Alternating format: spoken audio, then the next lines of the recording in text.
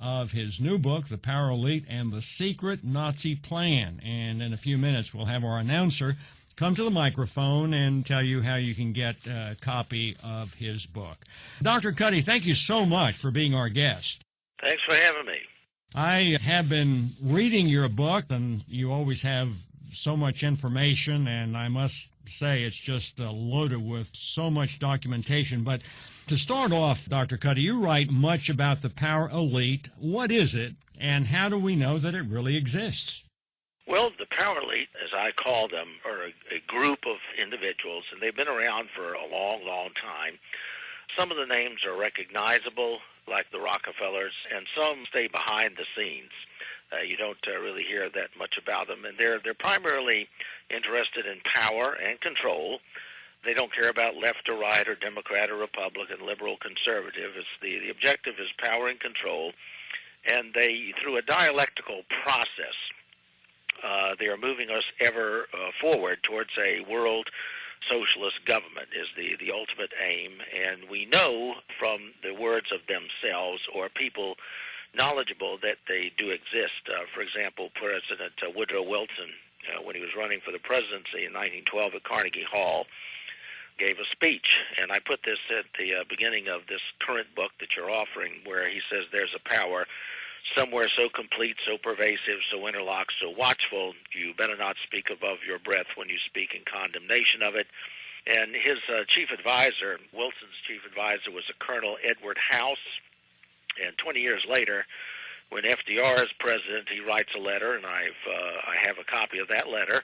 And FDR is writing to House and saying the real truth of the matter is, as you, House, and I, FDR, know, that a financial element in our larger centers has owned, not influenced, owned our government since the days of Andrew Jackson. And then more recently, I also include at the beginning of the book so that people know that this is ongoing.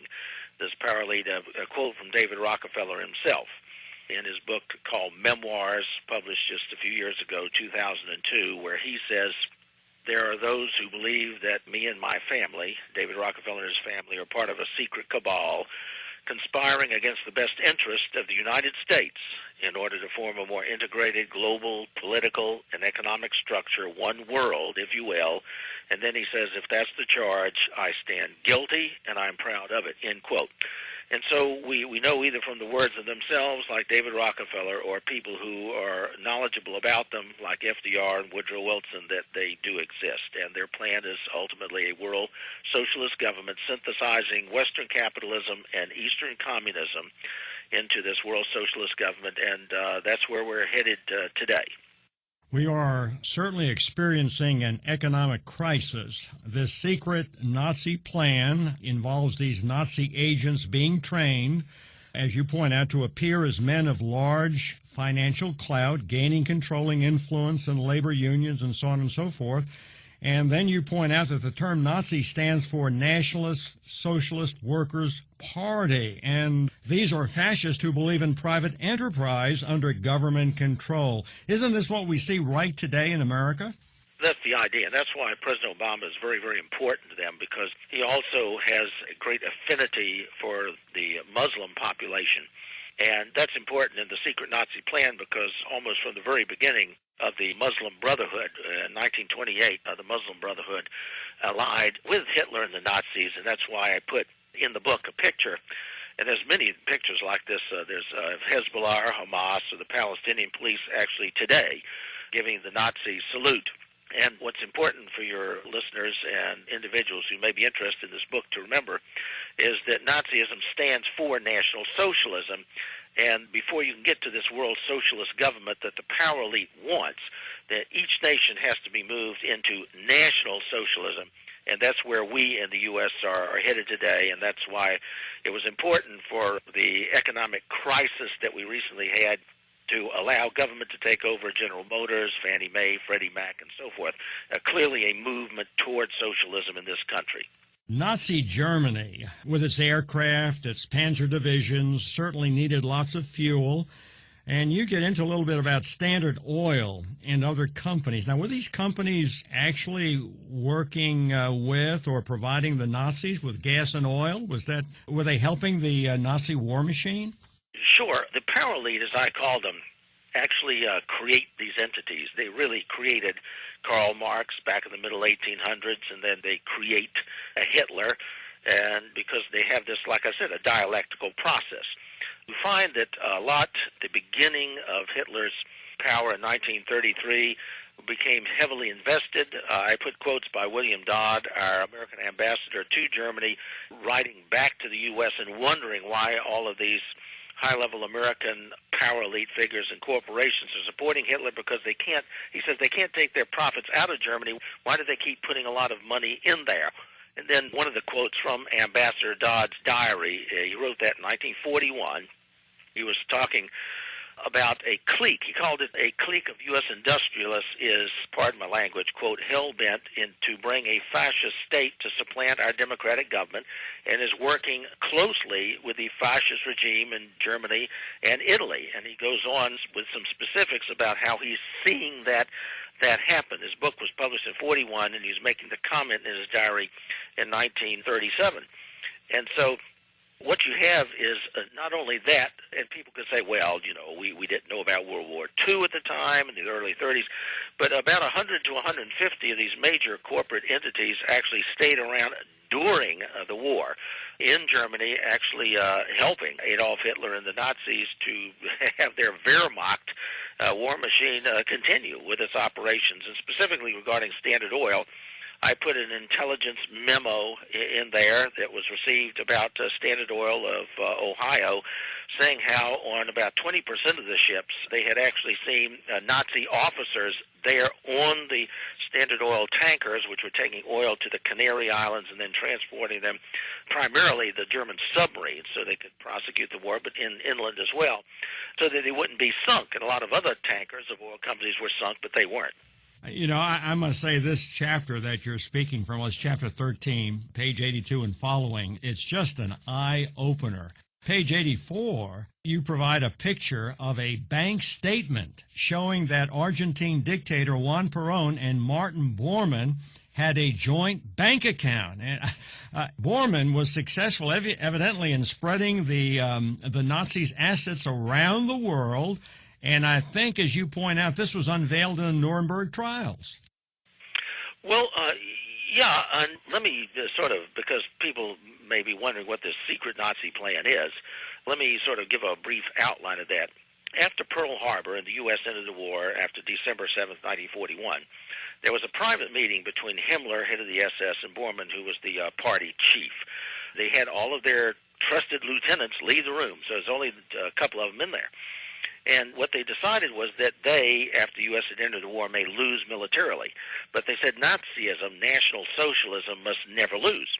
And so up until then, from 1933 up until the end of 41, they had put their best people from the party into the war effort in the late 30s when it began.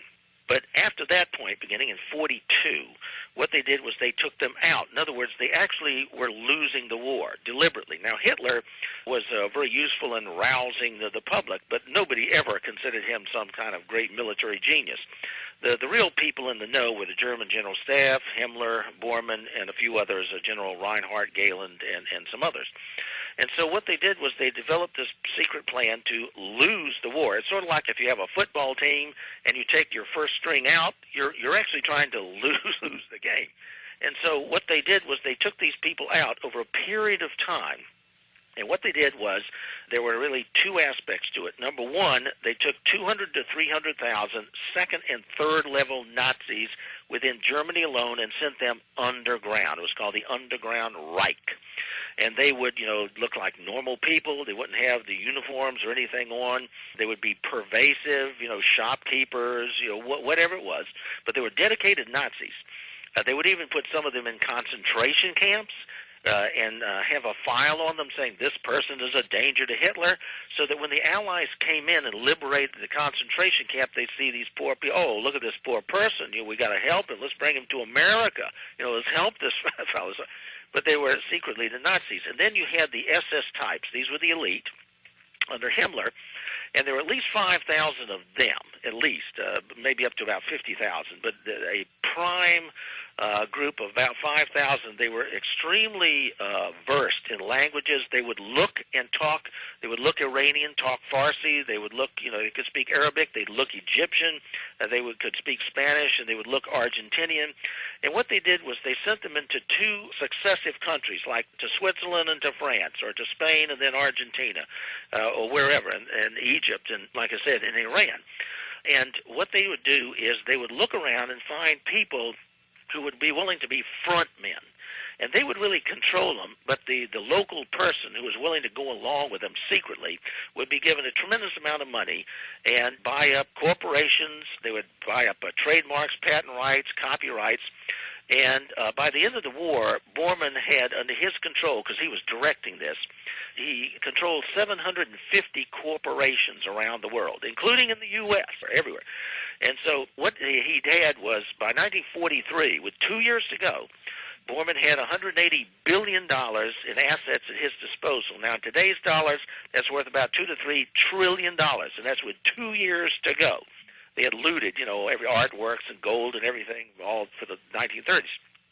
And so while the Allies were winning militarily, this secret plan of the Nazis was being executed to gain economic control of the world, and they said it would take them perhaps 2 generations, which would mean it's coming to fulfillment about now. They would create distrust among the populace of the countries as to their leadership, like, is our leadership really in charge of our economics? Do they know what they're doing? Are they messing things up?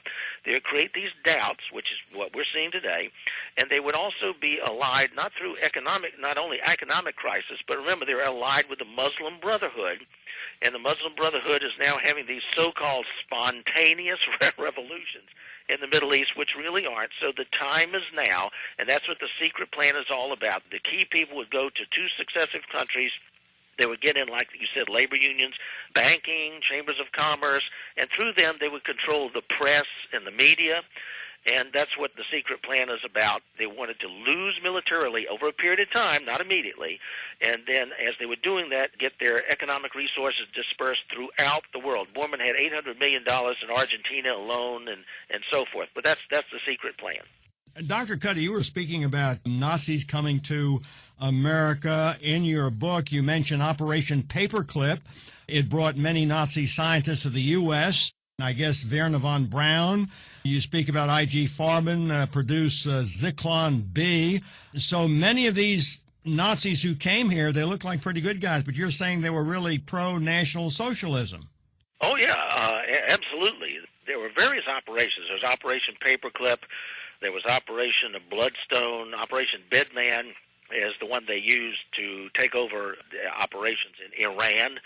There was a heavy Nazi presence after the Second World War, and right on up to today in Iran. That's part of what you're seeing going on over there, as well as in Egypt. They would get in key government positions, and what you would find is that they were across the board.